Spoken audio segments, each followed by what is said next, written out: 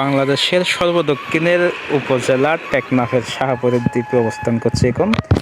ওই পাশে হচ্ছে এই আবছা আবছা যে পাহাড়গুলো দেখা যাচ্ছে ওগুলো হচ্ছে এই মায়ানমার সীমান্তের। এই পাশে সম্পূর্ণ হচ্ছে এই জেলেদের বসবাস, যারা ডেইলি ফিশিং করে এই ছোটো ছোটো এই নৌকাগুলো নিয়ে মাছ ধরতে যায় নাফ নদী হয়ে বঙ্গোপসাগরে। এরা মাছ ধরে এনে এখানে শুকায়, এখানে ওদের বসবাস।